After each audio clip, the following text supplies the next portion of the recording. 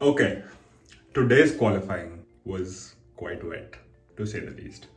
Uh, the FIA really needs to work out on a better name for the qualifying for the sprint qualifying, which is the main qualifying for the final race on Sunday. I know it's confusing. What can we say? But the FIA did listen to something that me, Aryan, and Varun said in our podcast. So, shameless plug, do go and watch our podcast, Phonetics Episode 1. Episode 2, 3, and 4 are in the making. They're going to be out soon. So, do look out for that. Anyways, let's take a trip down memory lane so that you know what I'm talking about. Question for sure. Like, does sprint quali work right now? And Right. I think the clear answer is it doesn't work right now. It's just at the expense of The lower the teams, teams. for sure. Yeah, the Yeah, lower teams yeah. for sure. Well, putting that aside, if you did not get that, well, this week's sprint qualifying at IMOLA is going to have a little bit of a regulation change. So instead of the previous rule that was the first 3 people in the sprint qualifying get points awarded, this time there are more points at stake. So everybody who finishes from 1st to 8th gets points. If you want more information, here it is. I'll also leave a link down below. You can check that out. I'm not going to go into that. This video is not for that. This video is in fact for today's qualifying. So let's get into it. So today's qualifying was quite the roller coaster, filled with a lot of racing, red flags, and white lines. And no, I do not mean these white lines. I mean this one. Magnussen down to that Minerali. Left-hand wheels on the white line. Yeah. Just not there, is it? You've got to stay off the white lines. Okay, if you still didn't get that, in simple terms, the white line and the curb basically was still wet while the tarmac had a lot of grip. It had dried down. So if the tire would hit the white line, it was very easy for the car to lose the rear end, and this happened. On the white line. Yeah. Just not. And then this happened. Keep it off the white lines. Oh, Oh, and he he's has- done it. And then this happened. On that white line again. He was on the green line. That secured his third. And it kept on happening. So today's star for qualifying was the bloody white line, or should I say Aqua Minerali corner. Starting off with Mercedes, their porpoising issues is just part of the whole package.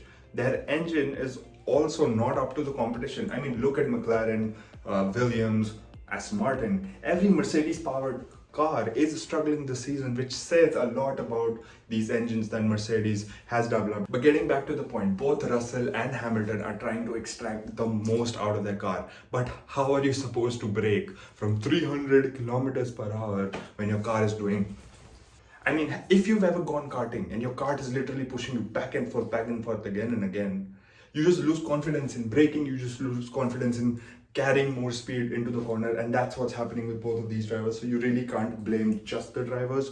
The package itself is a mess at this point. Things are getting so bad at Mercedes that Hamilton almost missed out on Q2 and was just saved by a few hundredths of a second. Things are not looking good in Mercedes, and they really need to work out on what they're gonna do. But anyways, next let's talk about Williams. Albon was off to a banging start. And by banging, you know what I mean. Williams team. Now, don't forget Alex. Oh, that'll be a red flag, I would suspect. So this incident basically marked that Williams' weekend had started off on a very bad foot, and then Mr. Latifi comes out and does this. Just watching on the exit curve. No, he's done it before. It was like a sudden shock of torque. So basically the weekend is a goner for Williams. I really don't need to get much into it. Let's move on. Now Bottas too had some reliability issues which forced him to retire in Q1, I believe, pulling out the third red flag of the session. And speaking of the next team, Haas. Oh man. Oh man. Oh man. Not again. Oh man. Kevin Magnussen finishes 4th on today's qualifying, or the normal qualifying, you know. But anyways, Haas is doing really good, at least for this season. Ferrari package, Ferrari engine, you know where this is going. But anyways, Mick Schumacher as well comes into Q1 for the first time in his career, which is really good. Probably gives him good morale. Let's see what Haas can do in tomorrow's sprint qualifying race. Last but not the least, let's talk about McLaren very quickly. Both the cars were doing well until the bloody white line.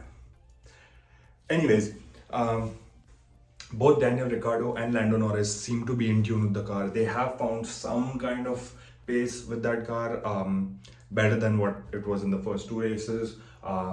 Ricciardo feels more in tune with the car. Let's see how he does over the weekend. Lando Norris bumped, or should I say kissed, the wall in the last lap, but that kind of played into their hands. Like Lando Norris is in the front three. Ricciardo, I believe, is on 8th. Hopefully he recovers some places. He's gonna be one place in front of Perez. So basically, Verstappen number 1, Charles Leclerc number 2. Both of them competitors, and both of their teammates are somewhere lying behind. Sergio Perez somewhere closer, Sainz a little bit behind. Hopefully, it's gonna be very, very exciting. Anyways, thank you guys so much for watching. And from today, I am starting this last section of my videos, which is gonna be filled with bloopers, so you can laugh at me. Hope you guys enjoyed the bloopers. Hope you guys enjoyed this video. Do like, share, and subscribe. We're gonna talk much more about this weekend very, very soon. Goodbye.